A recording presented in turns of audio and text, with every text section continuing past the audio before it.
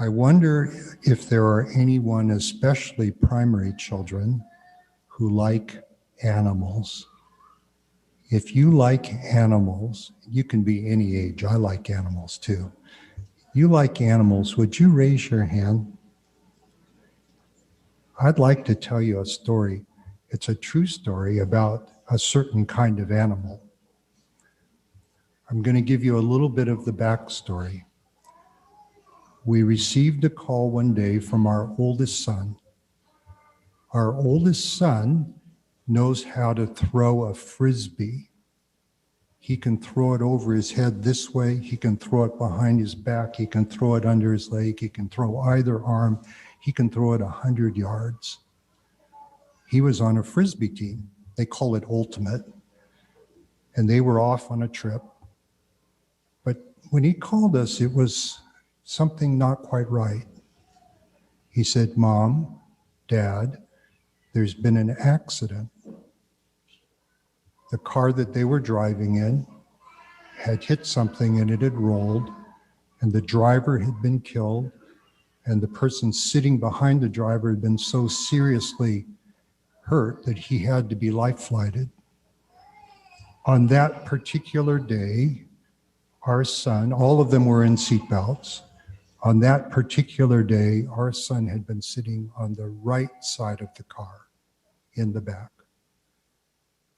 And so, well, he was in the jerk that happens when you stop. Your face turns completely red like you've got a terrible sunburn because all the blood goes to your face. He had been on the right side of the car, and so he had been saved in a different way. I realized how precious and important each of us are. And I made a commitment that I would try to spend more time with each of our family members. And so that's the backstory. We decided we'd go to a place that neither one of us had ever been, that might be a little different and very beautiful. And it was a place where we saw this animal. We about saw 50,000 of this animal. When this animal walks, this is the way he walks. And when this animal talks, this is the way he talks. Or, or, or.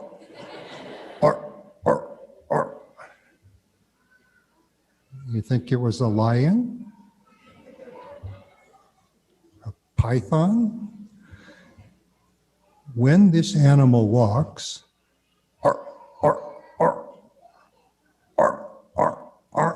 something very interesting happens. He doesn't go one by one. When he goes to jump in the water, they all get together and jump in all at once. And I thought that was so interesting. Why is it that when he goes, they go in together? And you know what they told me? Underneath the water, there are big leopard seals. And leopard seals like to eat especially baby penguins. But if the penguins go in together, with a big splash, it frightens the seals, and often the penguins are safe. One of the things I learned from that was just what Sister Gong was saying. The Lord has given us an opportunity to take care of each other. We do it in our families.